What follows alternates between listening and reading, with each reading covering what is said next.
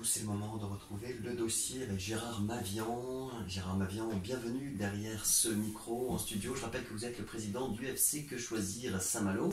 Alors aujourd'hui, on est dans un contexte bien particulier, c'est-à-dire lorsqu'on se rend dans le contexte d'une foire, d'un salon, et la première invitation que vous nous adressez, Gérard Mavian, c'est de rester vigilant. Alors, bonjour à tous. Bon, chronique mensuelle, déjà un mois de passé, les mois passent très très vite. Alors, apparaissent également les périodes printemps-été et automne, qui sont l'ouverture des foires et des salons. Et quand on dit rester vigilant, c'est parce que ce que vous devez savoir, c'est que la loi ne prévoit pas de droit de rétractation de 14 jours, sauf si vous financez le bien ou le service à l'aide d'un crédit affecté, et le terme est très précis, il ne s'agit pas d'un prêt personnel, mais c'est un prêt affecté, ou si le contrat est finalement signé à votre domicile à la suite d'une visite technique. Alors, à votre domicile suite à une visite technique. S'il n'y a pas de visite à domicile, c'est un engagement pur et simple. Sur la foire, néanmoins, il faut toujours se souvenir que sur le stand doit être affiché sur un format A3, donc suffisamment lisible, l'encadré du contrat qui précise bien ces deux points très précis, à savoir donc pas de rétractation 14 jours, sauf si crédit affecté et si le contrat a été signé à votre domicile. Bien. Alors en ce qui concerne les prix, contrairement à ce qu'on pourrait penser, les prix sont totalement libres. Et qu'il y a lieu toujours de bien vérifier que les prix sont pas si attractifs que la foire pourrait le faire paraître, parce que très souvent, lorsqu'on vous propose des rabais ou des remises, c'est que très souvent les prix ont été gonflés déjà artificiellement. Alors, bien évidemment, c'est un principe général, il ne faut jamais signer sans avoir comparé. Et quand on dit comparer, il faut toujours avoir à l'esprit de faire 3 devis gratuits auprès de différentes sociétés. Ça fait partie des bons réflexes alors? Eh bien, ce réflexe-là, c'est un réflexe, je dirais, permanent. Lorsque vous voulez faire quelque chose, faire quelque chose, un chantier à la maison. Un chantier, n'hésitez pas de demander des devis, et de demander des devis, parce que, bon, ça vous donne une idée un peu plus précise de la valeur des travaux sur le marché. Parce que, bon, des prix trop bas, il y a un doute. Des prix trop hauts, il y a aussi un doute, mais dans l'autre sens. Donc, il faut essayer de trouver toujours 3 devis. Enfin, voilà. Et on peut négocier dans ce cas? On peut toujours négocier. Dès l'instant où on est en position de force, entre guillemets, puisque vous avez 3 devis, vous voyez à peu près où se situe, à qualité égale, évidemment, attention, il faut toujours comparer des choses comparables. À ce moment-là, vous pouvez très bien, vous sentez qu'il y en a un qui est un peu plus, qui vous paraît un peu plus sympa, bon, parce que ça a une petite importance. À ce moment-là, vous pouvez très bien dire, est-ce que vous pourriez peut-être faire un petit effort? Un geste? Faut pas non plus exagérer. Parce qu'il ne faut pas tomber dans l'excès inverse en disant, non, il faut que les gens aussi gagnent leur vie. Mais honnêtement. Alors, il faut vérifier aussi la faisabilité du projet, parce que savoir si ça correspond bien aux réglementations en cours, et puis aussi au crédit d'impôt qui pourrait être accordé, etc. Et prendre son temps, Gérard Mavian, c'est important? Parce qu'on peut tomber sur des personnes qui sont rompues aux techniques de vente. Toujours. Et essayez de ne pas signer sur la pression, parce que ces techniques commerciales sont très abouties, et vous mettent la pression pour vous faire signer tout de suite, sans que vous ayez le temps de dire ouf. Donc prenez votre temps, demandez toujours un temps de réflexion, et quand je dis un temps de réflexion, c'est au-delà d'une journée, voire 2 jours. Et là, vous verrez si effectivement votre interlocuteur est un bon commercial ou un mauvais, dans le sens où il va vous faire signer n'importe quoi pour essayer d'accrocher l'affaire. Sachant que les salons durent en général plusieurs jours, et la nuit porte conseil, donc voilà, on pose tout ça à tête reposée. Toujours. Alors c'est vrai que l'ambiance d'une foire, d'un salon, il y a la musique, il y a les odeurs de barbecue, il y a etc. Voilà, enfin bon, alors c'est vrai, c'est assez perturbant pour les personnes qui n'ont pas l'habitude. Moi, j'en fais partie aussi. Mais il faut essayer de garder la tête toujours froide, parce que c'est l'ambiance qui peut vous inciter à dire oh bah allez. Et quand on dit c'est la foire, oui c'est la foire. Voilà. Alors dites-nous Gérard, est-ce qu'il y a des pièges, oui, j'ai envie de dire des bons réflexes là encore, des bons raisonnements pour déjouer ces pièges qui peuvent être tendus? Eh bien, ne pas signer sur la pression. Ne pas vous laisser, essayer de ne pas vous laisser embarquer dans des discours, parce que les commerciaux sont très très habiles, on peut reconnaître là leurs compétences dans ce domaine, sauf qu'au bout du bout, c'est vous qui payez la facture, et vous pouvez vous faire avoir très facilement. De là à dire qu'ils sont tous malhonnêtes, ce ne serait pas honnête de ma part, mais méfiance, prenez du recul, revenez le lendemain, parce que aussi la nuit porte conseil, comme disait Jean-Christophe, mais aussi si le commercial veut vous voir revenir, il va dire bon, il y a peut-être quelque chose à négocier en plus. Donc n'ayez pas peur de négocier, de toute façon c'est la règle. C'est pas du marchandage, c'est de la négociation. Il faut à tout prix ne pas vous laisser embarquer. Et que dire concernant l'encaissement d'un chèque?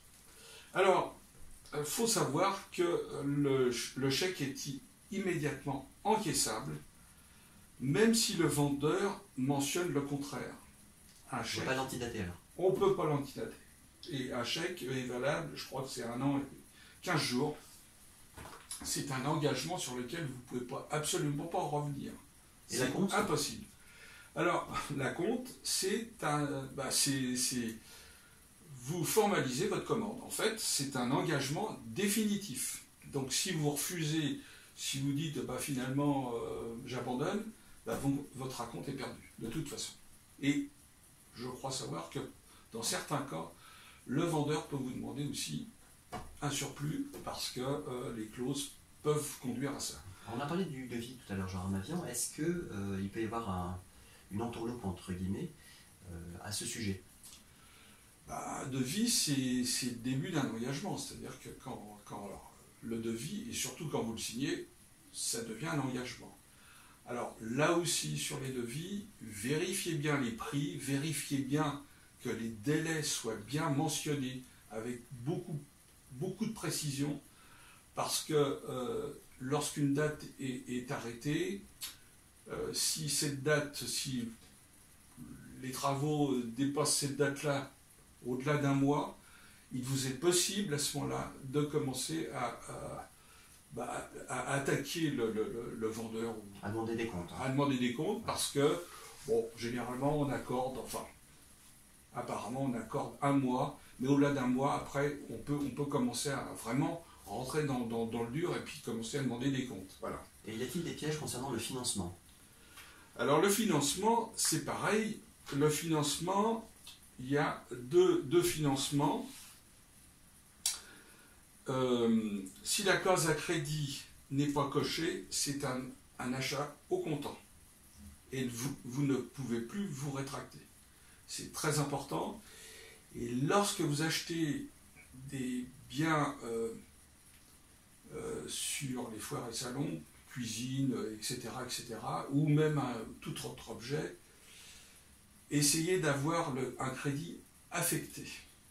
Alors pourquoi je dis ça? Parce que ça rejoint ce qu'on disait en début de la chronique, à savoir qu'un crédit affecté, s'il y a une défaillance de la part du constructeur ou du professionnel, il vous est toujours possible de tout arrêter, sans conséquences financières. Voilà, ça c'est hyper important, parce que sinon, si vous passez par le crédit traditionnel, qu'on appelle crédit personnel, crédit personnel n'est lié à aucun contrat. C'est un prêt que la banque va vous accorder, mais si vous ne faites pas affaire avec le professionnel, eh ben, vous continuez de payer. Parce que c'est pas lié, il n'y a aucun lien. Voilà. N'oubliez pas, crédit affecté, dans la mesure du possible, demandez un crédit affecté parce que ça vous protège des conséquences par la suite. Et la notion de rentabilité? Alors, rentabilité sur les panneaux alors, photovoltaïques, bon, alors on vous promet monts et merveilles en disant, vous allez voir, vous allez gagner de l'argent. Or, en fait, plus ça va et moins ça va, parce que les amortissements tels qu'ils vous sont présentés par les professionnels, qui sont malhonnêtes, conduisent à vous montrer que finalement vous allez amortir, vous allez faire un retour sur investissement mais tellement faramineux qu'on se demande même pourquoi vous n'y avez pas pensé avant. Bon. Or en fait là aussi c'est un gros piège parce que les amortissements ça ne se fait pas comme ça en 5 minutes. C'est l'étude de marché d'énergie, c'est l'étude du taux d'emprunt, c'est toute une ribambelle de choses qui doivent être prises en compte pour savoir si effectivement cet investissement est intéressant pour vous, financièrement. Prendre le temps de s'asseoir et poser les chiffres. Hein. Là aussi, et il existe toujours des outils, alors venir voir UFC Que Choisir, évidemment. Prendre sa calculatrice. Prendre sa calculatrice, demander conseil avant de signer quoi que ce soit. Il existe aussi un endroit où vous pouvez aller pour avoir des renseignements très précis. C'est la maison de l'habitat sur Saint-Malo qui elle-même va pouvoir vous donner des pistes très sérieuses en ce qui concerne les modes de financement, les entreprises qui ont un certain label, etc. Ne vous laissez pas embarquer sur des trucs mirobolants en disant vous allez voir, vous allez gagner de l'argent. Non, gagner de l'argent facilement, à ce niveau-là, c'est impossible. D'ailleurs, gagner de l'argent facilement, je voudrais bien savoir quel est l'endroit où il faut aller. Oui, et concernant le changement d'avis, parce qu'en vous écoutant Gérard Mavian, on peut se dire, mais finalement, entre ce que me vante le commercial qui est en face de moi lors de ce salon ou de cette foire, et ce que je perçois au fond de moi avec tous ces critères objectifs, il y a un gap, il y a une différence. Est-ce que je peux changer réellement d'avis à ce moment-là?